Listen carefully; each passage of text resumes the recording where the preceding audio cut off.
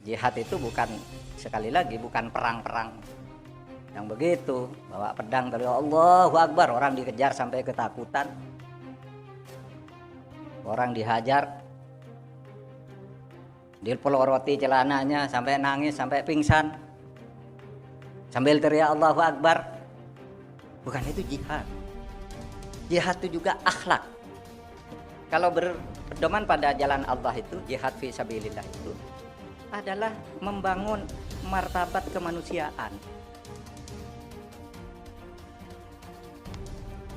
Oleh sebab itu, tauhid itu juga kan untuk membangun manusia bermartabat. Syariah juga sama. Intinya tuh martabat kemanusiaan kita jaga. Oleh sebab itu membangun kebaikan. Kalau di Indonesia itu Pancasila kan apa? Ketuhanan. Lalu ketuhanan itu digunakan untuk kemanusiaan yang adil dan beradab. Manusia.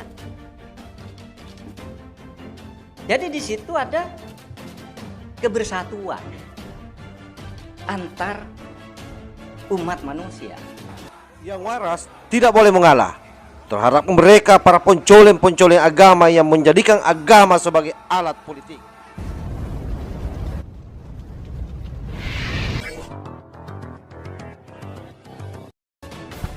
Assalamualaikum warahmatullahi wabarakatuh. Alhamdulillahirabbil alamin wa bihi nasta'in ala umurid dunya waddin.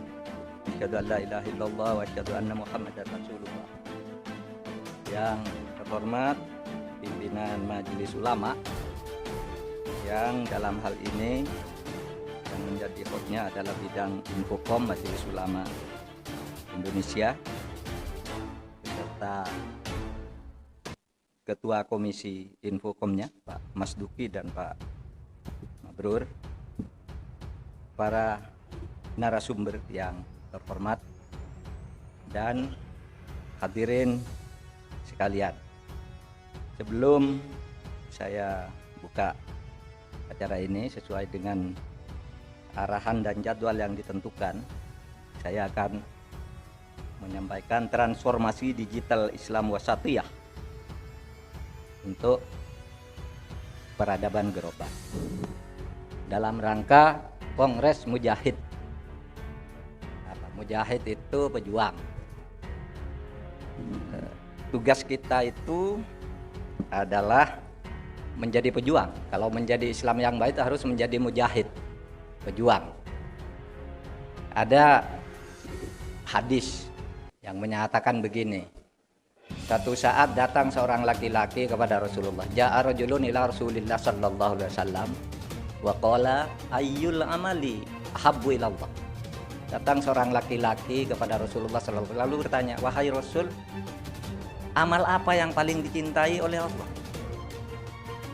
Lalu Rasul menjawab, "As-sholatu ala waqtiha." Salat tepat waktu dan cara. Salat yang benar gitulah kira-kira. Salat yang benar. Qala tsumma ayyu, lalu apa Rasul? Birrul walidain, kata Rasul. Hormati orang tuamu. Wa qala tsumma ayyu, qala Rasulullah al jihad fi sabilillah. Berjihad, menjadi mujahid di jalan Allah. Itu kalau orang mau Islam benar itu ya menjadi mujahid, berjihad. Nah itu. Nah, cuma saja jihad itu jangan diartikan sempit. Dulu istilah jihad itu dia awal-awal Orde Baru di tahun 70-an dikaitkan dengan istilah komando jihad. Komando jihad itu kok komando untuk berperang. Perang fisik. Padahal jihad itu kan tidak harus selalu perang fisik ya. Perang fisik itu adalah satu keterpaksaan. Kalau kamu diusir dari rumahmu misalnya, lawan. Itu pun kalau kita tahu akan mati konyol juga harus mencari siasat. Jadi jihad itu bukan perang yang bawa-bawa pedang itu. Oleh sebab itu di Al-Quran itu sering ada juga ayat yang berbunyi wajahidu fi sabilillah bi amwalikum wa anfusikum. Jihad kamu, menjadilah mujahid di jalan Allah untuk memperjuangkan ajaran Allah, bi amwalikum, dengan hartamu, wa anfusikum. Nah itu. Bahkan juga orang yang berjihad itu, yang berjuang di jalan Allah itu, kalau di dalam hukum zakat, fiqhuz zakah gitu, itu menjadi 1 dari 8 yang berhak mendapat zakat. Karena orang berjihad itu harus dihargai. Kalau dia tidak bisa berjihad dengan hartanya karena kemiskinannya, maka jihad lain. Apa bentuk-bentuknya? Nah saudara, orang yang berjihad di jalan Allah itu, 1, beribadah dengan baik, ibadah mahdoh, sholat tahajud, puasa, sholat 5 waktu, itu 1. Lalu yang kedua, akhlak di dalam pergaulan. Jadi bukan, jihad itu bukan, sekali lagi, bukan perang-perang yang begitu, bawa pedang, tapi Allahu Akbar, orang dikejar sampai ketakutan, orang dihajar, dipeloroti celananya sampai nangis, sampai pingsan, sambil teriak Allahu Akbar. Bukan itu jihad. Jihad itu juga akhlak. Lalu muamalah, sopan terhadap orang lain, menghargai kehidupan orang lain, toleran terhadap kehidupan orang lain. Toleran itu menerima perbedaan. Lalu dakwah, itu jihad juga. Dakwah nih sekarang nih, dakwah selain menjadi mujahid, pejuang juga menjadi mujtahid, orang yang berjihad dengan akal pikiran. Ada mujahid, ada mujtahid ya. Atau membuat opini lah, kominfo, ini kominfo, dakwah lewat opini. Tadi sudah dikatakan toleran itu keren, bersedekah itu ampuh misalnya, apa aja begitu-begitu, itu bagian jihad. Nah saudara sekalian, jihad dengan cakupannya tadi di era sekarang ini tidak bisa tidak, itu harus dilakukan, harus masuk juga ke dunia digital. Sekarang sudah konon masuk, sesudah kemarin kita dikagetkan oleh apa? Oleh industri 4, era industri 4. Itu yang mengagetkan, karena era industri 4 itu dengan kaum milenialnya dan profesional yang modern, maju, itu membuat kita terkejut. Perubahan secara tiba-tiba saja. Dunia tiba-tiba perang, ekonomi, pola hubungannya juga tiba-tiba berubah. Kalau dulu saudara mau makan harus pesan, datang ke restorannya, saya ingin Nyonya Suharti karena tinggal di Jogja, mungkin saudara cari di mana sih cabang Suharti. Sekarang tinggal cari digital aja, oh saya perlu ini, tinggal saudara pesan.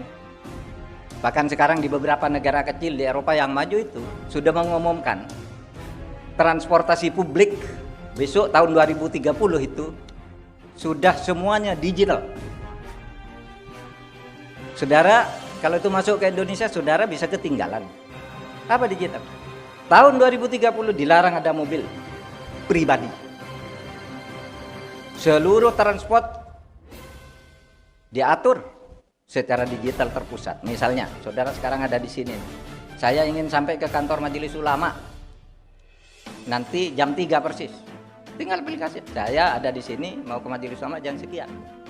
Oke, di situ kamu berdiri di depan hotel tuh sekian meter, nanti mobil akan datang. Sekian. Anda langsung masuk, nanti diantar pesan. Pak, gimana kalau macet? Saya tadi terkena macet. Gimana kalau macet? Jadi mobilnya sudah digital, semua diatur. Dap, situ macet, terbang sebentar mobilnya. Dap, gitu, turun lagi, sampai.